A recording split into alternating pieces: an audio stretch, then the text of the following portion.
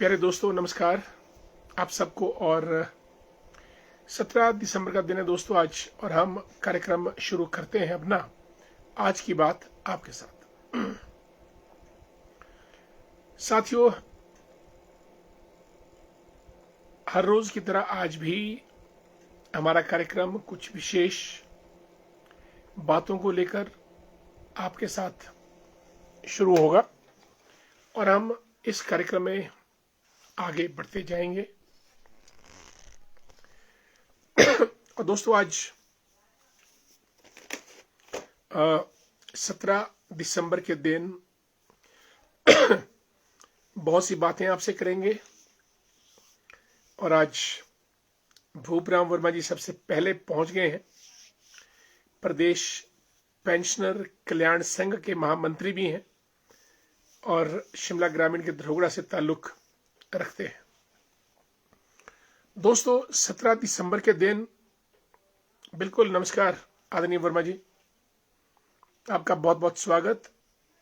ये आपका अपना कार्यक्रम है और आप बहुत ही रेगुलरली और कंसिस्टेंसी के साथ इस कार्यक्रम में हमेशा भाग लेते हैं और आपका इंटेलेक्चुअल कंट्रीब्यूशन भी इस कार्यक्रम में रहता है।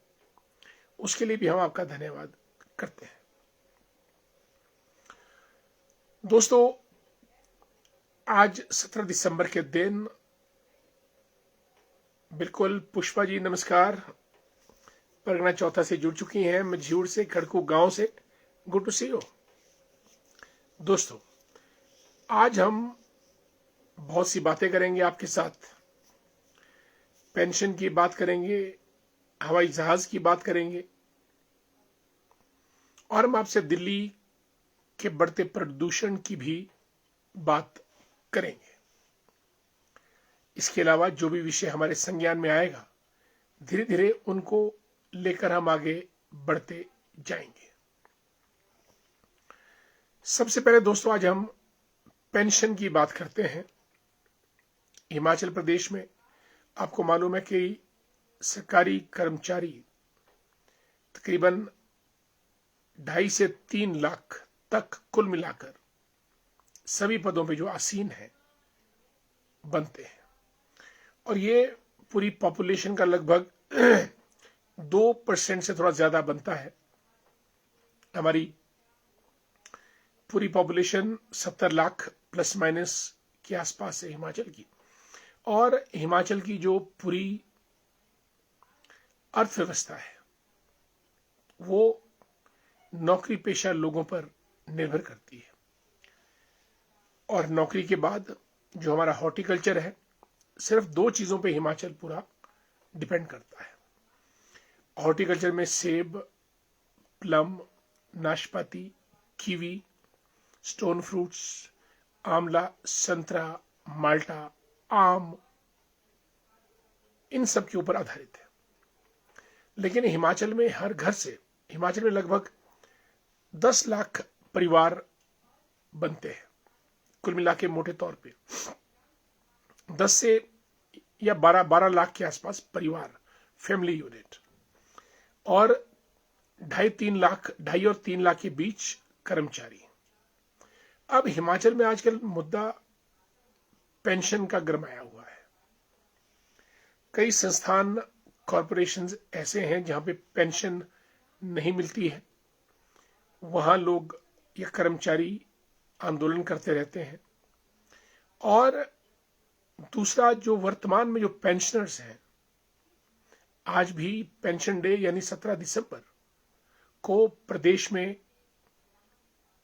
कार्यक्रम हुए, पेंशनर्स का सम्मान किया गया और पक्ष और विपक्ष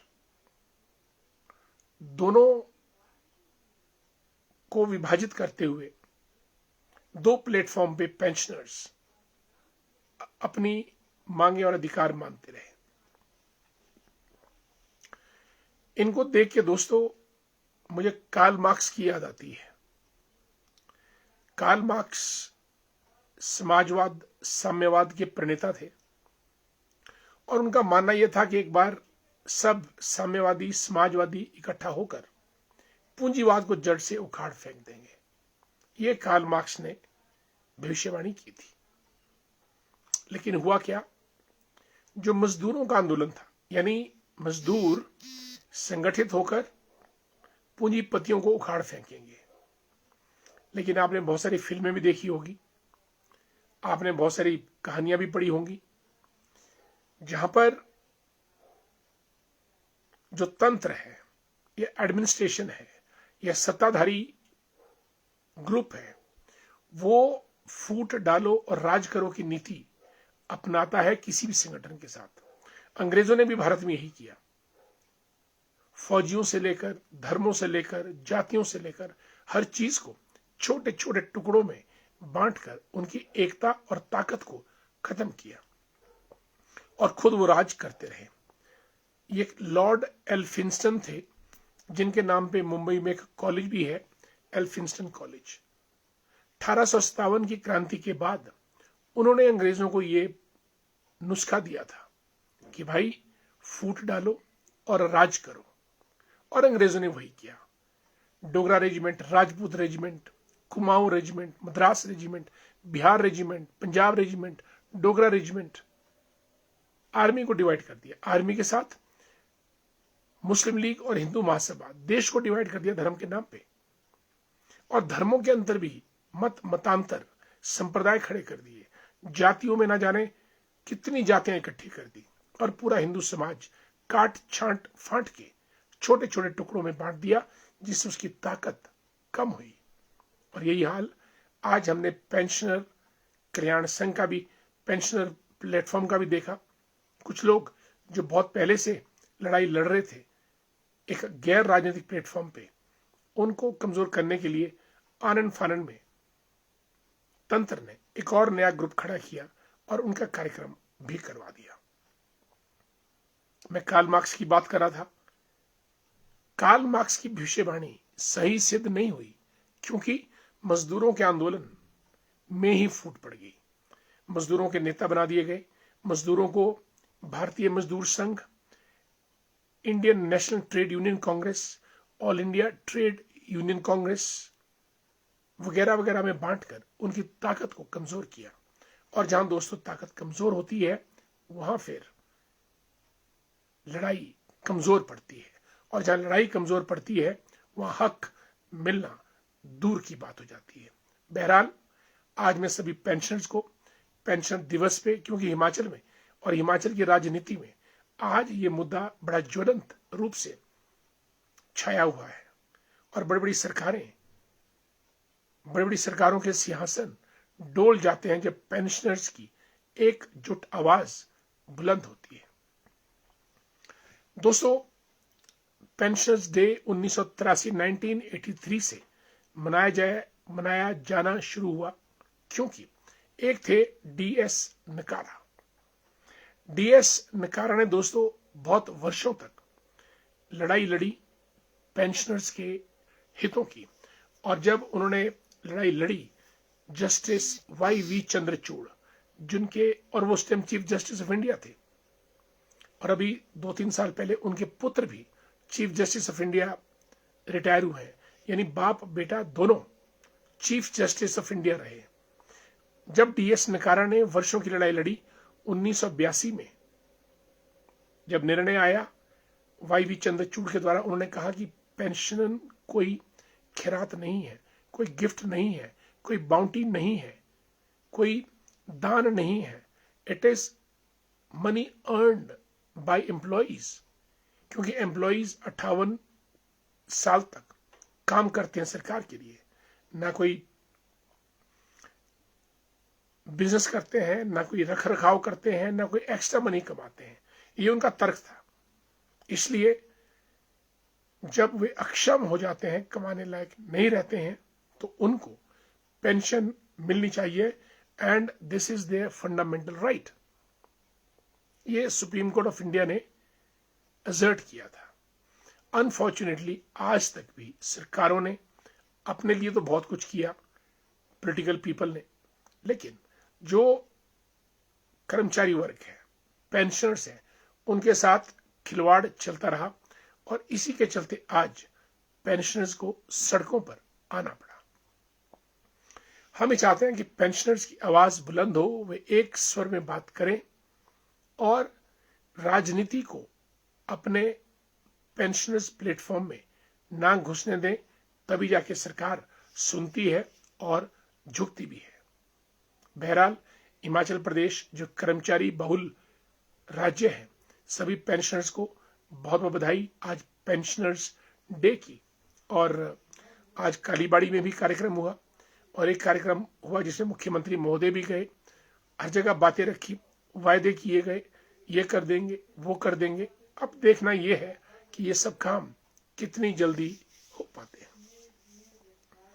दोस्तों, भारत में लियोनेल मेसी फुटबॉल के बेताज बादशाह आए हैं। उनका कार्यक्रम कोलकाता में हुआ, हैदराबाद में हुआ, मुंबई में हुआ और दिल्ली में हुआ।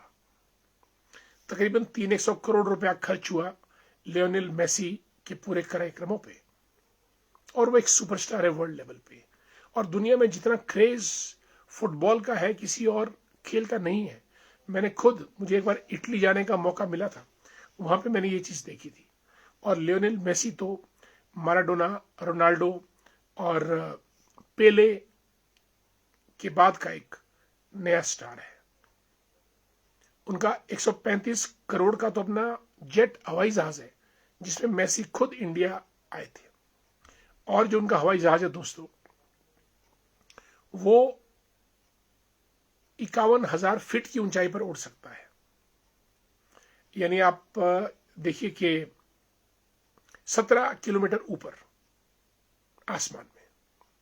जो अमेरिकन प्रेसिडेंट है ट्रंप, उनका जो जहाज है वो 40,000 फीट की ऊंचाई पे उड़ता है, यानी तकरीबन 13 किलोमीटर।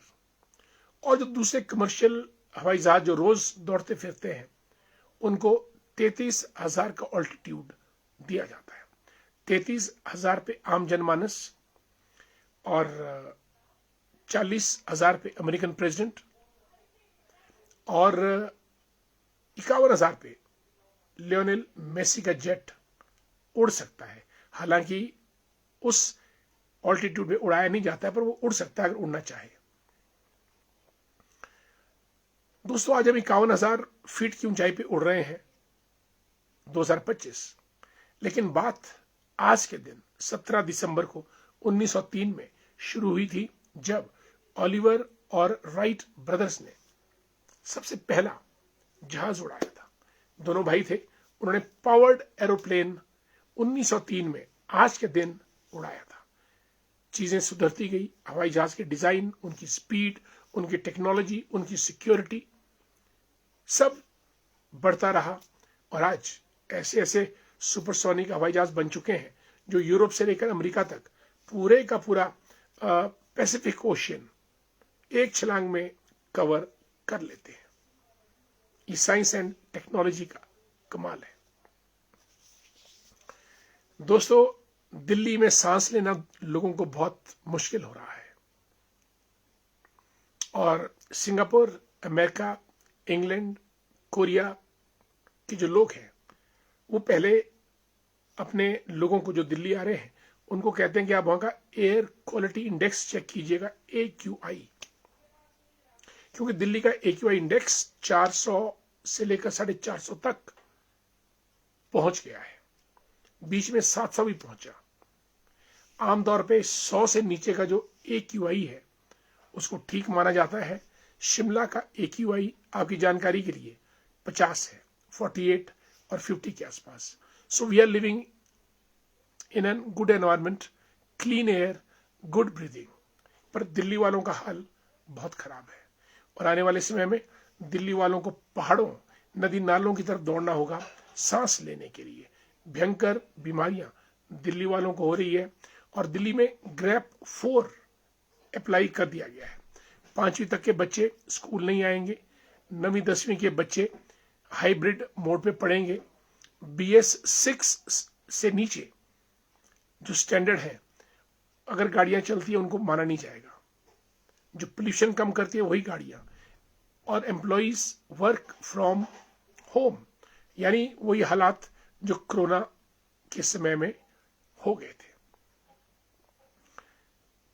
हम एक तरफ 2047 में विकसित भारत की बात करते हैं, लेकिन देश की राजधानी दिल्ली भारत में तो टॉप है, दुनिया की सबसे वर्स्ट पोल्यूटेंट सिटी बन चुकी है।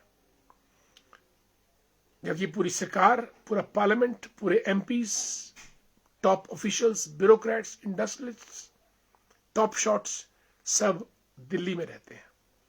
ऐसे में हमारी अपनी सोच, कार्यक्षमता, कार्यप्रणाली पर प्रश्न चिन्ह लगता है कि हम लोग जी रहे हैं या जीते जी मर रहे हैं। सरकारें हमको जीवन दे रही हैं या सरकारें हमको मारने का जुगाड़ कर रही हैं। ये एक बड़ा गंभीर प्रश्न है। हमसे दिल्ली नहीं सुधरती, हम दुनिया क्या सुधारेंगे? दोस्तों, ये एक बड़ा चिंतनीय, गंभीर प्रश्न है। आगे बढ़ने से पहले हमारे मित्र लोग जुड़ चुके हैं। मित्रों का मान सम्मान गुणगान करना लाजमी है, क्योंकि मित्रों के बिना आजकल कहीं काम नहीं चलता। सरकार हो या कुछ और, मित्र चाहिए। और हमारे इस कार्यक्रम में भी हमारे दोस्त और सब लोग, आदरणीय भूपराम वर्मा जी, आपको पेंशन दिवस की ढेर सारी बधाई, शुभकामनाएं। पुष्पा शर्मा जी, परमार सिंह वर्मा जी को जय श्री राम। दिनेश सुमन जी भी कार्यक्रम में जुड़ चुके हैं। दिनेश जी कैसे हैं आप? मोनिका भारद्वाज कोटगढ़ से, अ डायनेमिक पर्सनैलिटी। वेद वर्मा जी हमारे कांगल ठ्योक कुमारसन से, thank so much. Pradeep Singha साहब कोटगढ़ से जुड़े हैं, गुड इवनिंग प्रदीप जी, कैसे हैं आप? Good to see you.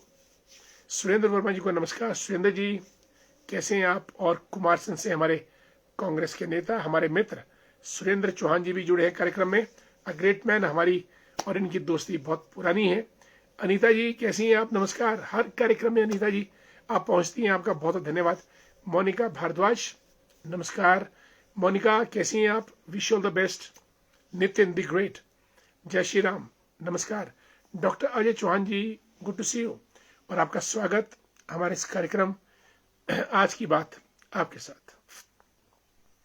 और मोहनलाल बुशेरी साहब भी जुड़े हैं रामपुर से, नमस्कार। शान ठाकुर द ग्रेट, शान जी एक ऐसे हमारे मित्र हैं जो हमेशा फॉरेनर्स के बीच रहते हैं, ज्ञान ध्यान की बातें करते हैं, ओजस्वी वक्ता है और दूरदर्शन और ऑल इंडिया रेडियो में उद्घोषक का कार्यभार भी बखूबी निर्वाह करते हैं और पॉलिटिकल पर्सनैलिटी भी हैं, राजनीतिक दखल पूरी रखते हैं।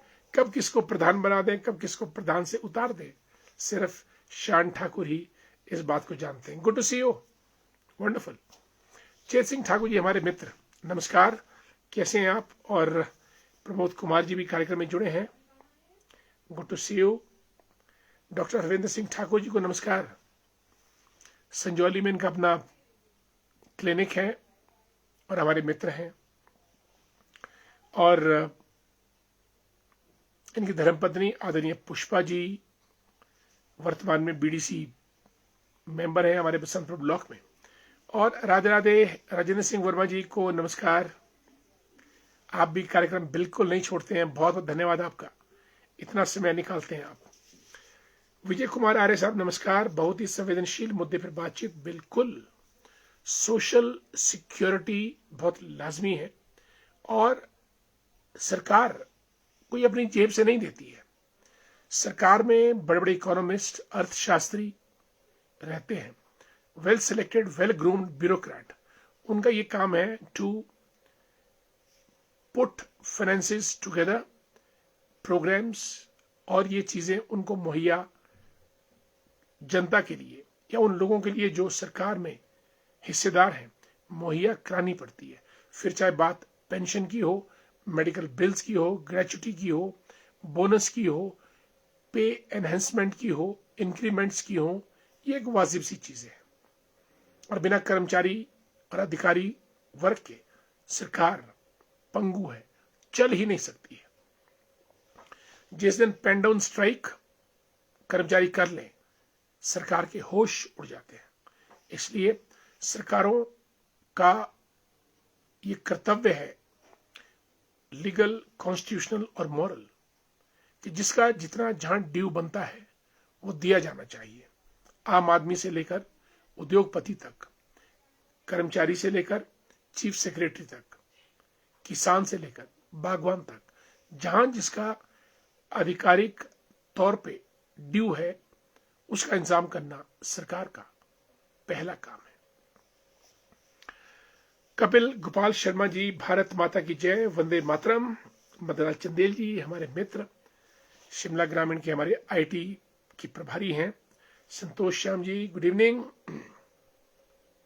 नवीन गुप्ता साहब जुड़े हैं गनाटी से हमारे, नहीं शिमला से। नवीन जी हाउ यू। इनके सुपुत्र हमारे पास एमबीए कर रहे हैं, नवीन गुप्ता जी के, very brilliant student. Kamlesh Mehta ji को नमस्कार, गुड इवनिंग। यशपाल ठाकुर सुन्नी शकरोड़ी से जुड़े हैं हमारे साथ। Nandlal Bhandari ji is lecturer in education department at the Rogra. Satish ji Phagla से हमारे मित्र, प्रणाम नमस्कार सतीश जी, और पूरे परिवार को भी मेरा नमस्कार कहिएगा। बिल्कुल दिनेश जी जुड़े आप हमारे साथ, thank so much. Yashpal Thakur ji good evening. Pyarelal Verma ji भी कार्यक्रम में आ चुके हैं, बहुत बहुत स्वागत। और हमारे मित्र तेजतरार नेता Diwan Verma ji, working with Life Insurance Corporation of India, और wonderful to have you Diwan ji, धन्यवाद। और डुमैर पंचायत के हमारे पूर्व प्रधान आदरणीय रमेश शर्मा जी भी कार्यक्रम में आ चुके हैं। रमेश जी, नावी की वादियां कैसी हैं, आपका स्वागत कार्यक्रम में। सुरेंद्र ठाकुर जी को जय श्री राम। मंजू शर्मा जी, दीवान वर्मा जी को नमस्कार। संजीव जी जय हो विजय हो, आपका बहुत बहुत स्वागत। संजीव जी हमारे मित्र, भाजपा के नेता और तेजतरार छवि के समाज सेवी भी हैं। मानिक ठाकुर हमारे मित्र किन्नौर से बोल रहे हैं, वेरी गुड इवनिंग। पविता जी राम राम, जय श्री राम। क्या सर ओपीएस बहाल हो पाएगी पूरे भारत में? दिनेश जी, पूरे भारत में मुझे नहीं लगता है, जब तक कि प्रधानमंत्री मोदी जी इस पर डिसीजन ना लें और केंद्र का रवैया ओपीएस पे ज्यादा उत्साहजनक और सकारात्मक नहीं है। और मैं तो ये समझता हूं कि ओपीएस होनी चाहिए और उसको स्ट्रीमलाइन किया जाना चाहिए, ताकि क्योंकि ओपीएस से जो भी पेंशन बेनिफिट है अंततः वो देश की अर्थव्यवस्था में ही फ्लो करते हैं और प्लो करते हैं। इसलिए सरकार का ये पैसा पेंशनर्स के थ्रू, जो उनका राइट है, फिर से देश की इकोनॉमी में ही सर्क्यूलेट होता है।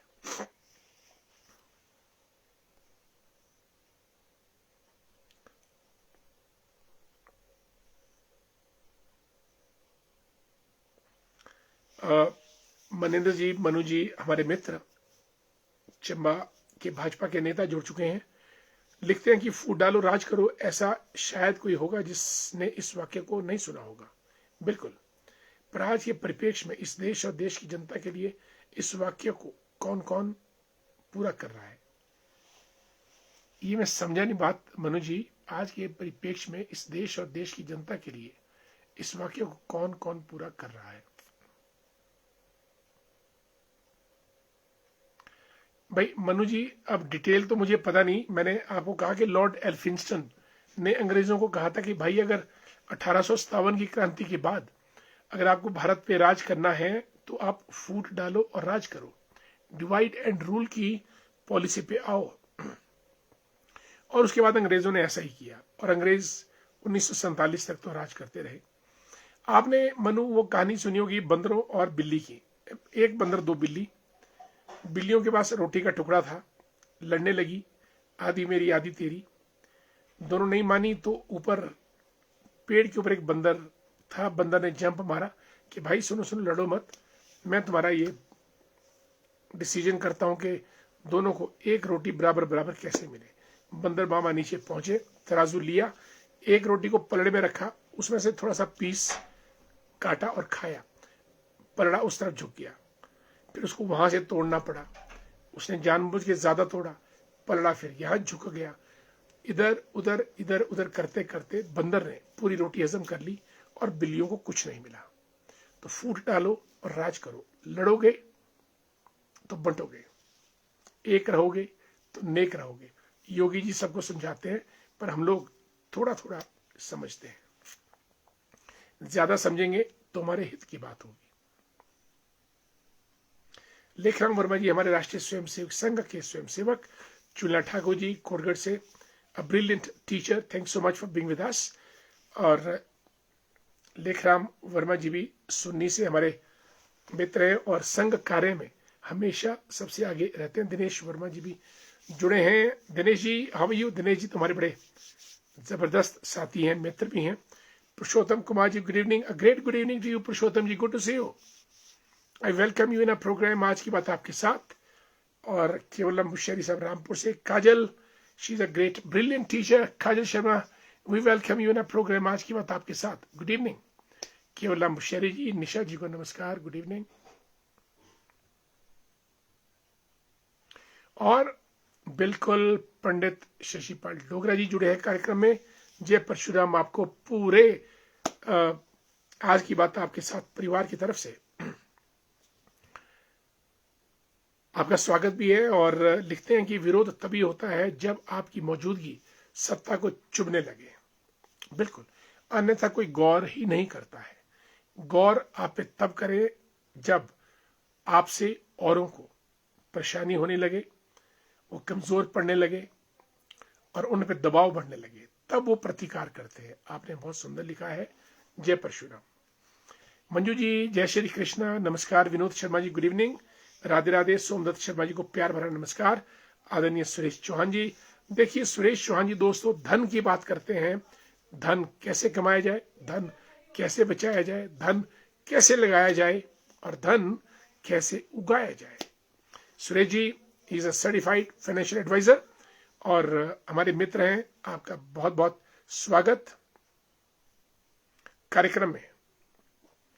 वेद वर्मा जी, जय हो, नमस्कार, कांगल से जुड़े हैं, भाजपा के नेता हैं। विजय सिंह वर्मा जी, गुड इवनिंग। और वाह, वेद जी ने ही सेंट 10 स्टार्स, वंडरफुल। भाई आप लोग भी वेद जी की तरह जरा स्टार्स भेजिएगा, देखते हैं कि स्टार मिलने से क्या होता है। वेद जी ने अकेले 10 स्टार भेजे हैं। Thanks so much Ved ji, for me you are a superstar, sending 10 stars, you are a superstar, thanks so much. केवल बाकी लोग स्टार भी भेज दें और शेयर कर दें तो बहुत बड़ी बात है। कार्यक्रम को शेयर जरूर कीजिएगा दोस्तों, ये आपका मॉरल एटिकेट भी बन जाता है कि अगर आप कार्यक्रम में हैं, शेयर करने से आपके संगी साथी, दोस्त, मित्रों, परिवार तक हमारा ये कार्यक्रम चला जाता है। केवलम बुशेरी जी, वंदे मातरम, बिल्कुल कल वंदे मातरम पे दोस्तों दूरदर्शन शिमला में मेरा लाइव कार्यक्रम रहेगा 3:30 बजे शाम को। आप जरूर देखिएगा वंदे मातरम पे कार्यक्रम दूरदर्शन पे कल लाइव 3:30 बजे। हमको ज्वाइन कीजिएगा, वहीं मुलाकात करेंगे। दीवान गायत्री जी को नमस्कार, राम राम। लक्ष्य Thakur the great, good evening लक्ष्य जी, हाउ आर यू। और जगदीश चंद चौहान जी हमारे मित्र, युगल किशोर जी को नमस्कार, जय श्री राम। वनीता सिपैया जी 3-4 दिनों के बाद आई हैं, वेरी गुड इवनिंग और आपको मेरा नमस्कार। सीपी शर्मा जी को नमस्कार, धामी की सुंदर वादियों से, जय हिंद, जय भारत। वेद वर्मा जी लिखते हैं कि माय फेवरेट नेता ऑलवेज, दिल से दिल तक, दिल की आवाज दिल तक पहुंच चुकी है, thanks so much and sending me 50 stars. भाई तो 60 हो गए हैं, 50 स्टार वेद जी ने अब भेजे, 10 पहले भेजे थे, थैंक्स सो मच। वैसे ये स्टार का मुझे आइडिया नहीं कि स्टार क्या चीज है, लेकिन फिर भी you are sending it, too great. Yugal Kishore जी को नमस्कार, विनीता सिपैया जी और नलाल भंडारी जी को भी नमस्कार। चुला ठाकुर लिखते हैं कि सभी को सरकारी नौकरी देना मुमकिन नामुमकिन है, क्योंकि अगर सारे पद भरे जाएं तब भी लगभग 17,000 पद भरे जाएंगे। इसी को मद्देनजर रखते हुए सभी बेरोजगारों को शिक्षा के अनुसार बेरोजगारी भत्ता देना चाहिए, ताकि बेरोजगारी महिलाओं को 1500 मिल सकता है, तो बेरोजगारी भत्ता क्यों नहीं, बिल्कुल सही मिलना चाहिए और सरकारों को इस पर गौर करना चाहिए। फॉर्म भरने के लिए फॉर्म की फीस, बस का किराया, खाना पीना खाना, चाय पीना, दौड़ भाग करना, नहाना धोना, छोटे होटल में रुकना, युवाओं का पैसा खर्च होता है। और सेंटर ऐसे, कोई सेंटर बद्दी, कोई पालमपुर, कोई धर्मशाला, शिमला वाला पालमपुर, पालमपुर वाला बद्दी, बद्दी वाला नाहन, हौच पौच। इसलिए आप तो 1500 बोल रहे, हम चाहते हैं कि युवाओं को कम से कम 5000 का भत्ता युवाओं को मिलना चाहिए, 5000, क्योंकि युवा के ऊपर पूरे परिवार की आशाएं होती है, युवा के ऊपर पूरे समाज का प्रेशर होता है। एक एक किताब खरीदनी हो तो 400-500 रुपए से कम किताब आजकल आती नहीं है।